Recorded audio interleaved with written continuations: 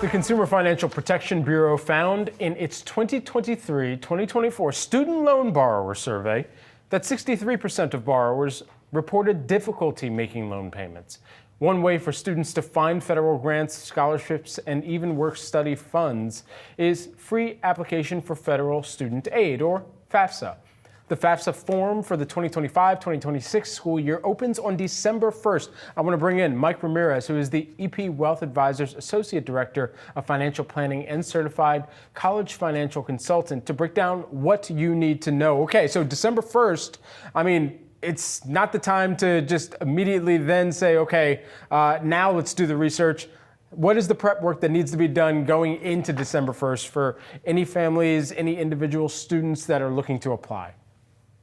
Yeah, sure. Yeah, thank you for having me. You're absolutely right. I think we're about 17 days away, if I did my math right, from December 1st. And you're right. Right now is the correct time to prepare. There are things that families can do today in order to log in to studentaid.gov and be ready to go come the first. Namely, just creating your FSA ID. If you go to studentaid.gov, you are required to have a password and login information. Get that out of the way so you're not scrambling to do it the day of. We have had reports in previous years that it does take a couple of days to confirm through the website. So to get it done sooner rather than later, and so you're not scrambling once that window does open. Also, get your documents together. The FAFSA is going to ask for things like your tax return, like your social security numbers. You're going to have to know, the balances of your checking accounts, of your brokerage accounts. To have all your financial information in front of you so you're ready to report it is going to help you out tons, so you're not scrambling. What are some of the biggest changes in the, not just filing process, but the disbursement process as well? As we've heard that there were issues last year with FAFSA getting through so many of the applications and making sure that they also were dispersing funds on time. Yeah, last year we did experience a lot of issues, unfortunately.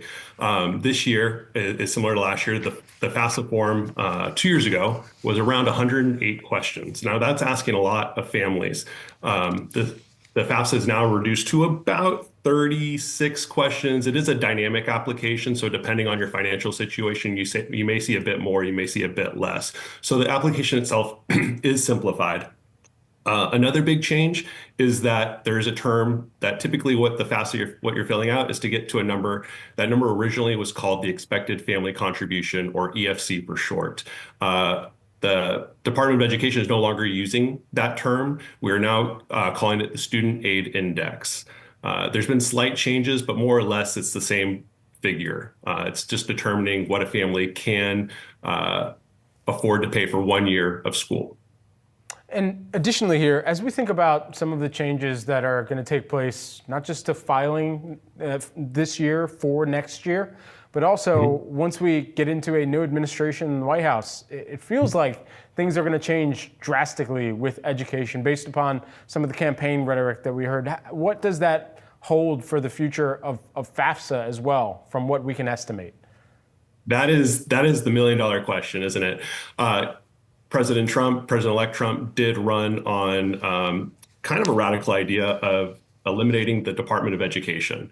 Now, can he do that?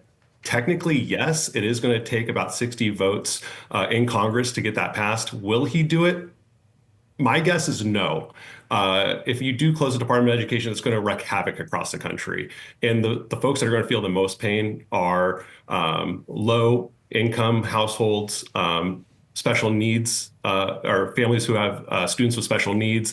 My intuition is telling me that probably won't happen, but Department of Education is really not has not done anyone a good service the past couple of years. They've kind of dropped the ball. So there is a lot to digest. We're kind of waiting to see what President-elect Trump does propose, and with a Republican majority House, to see what they can accomplish. And it sounds like some of the issues over the past few years have been with staffing, with having the necessary amount of employed people to work and get through so many of the applications so there's not such a backlog, so that students don't feel like they aren't getting the service that they are coming to expect when they do submit any type of application.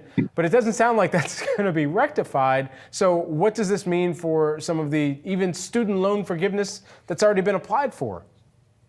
Right. So the government contracts through loan servicers. The loan servicers have been really hard to deal with. They are understaffed.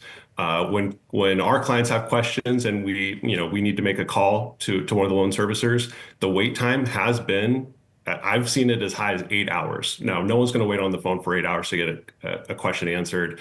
There's been a lot of slow follow through, slow responses to emails, or no responses at all. It is a big pain point, and honestly, I don't see a solution on the horizon. At least not one that has been floated out in the media through politics or through anyone else. So it is a pain point. It is one that our clients have learned to deal with. One that we try to help coach them through, but it is a logjam. All right, a lot of clients looking for that help. Mike Ramirez, who is the EP Wealth Advisors Associate Director of Financial Planning and Certified College Financial Consultant. Thanks so much for taking the time here with us today. Really appreciate it. Thank you for having me. Certainly.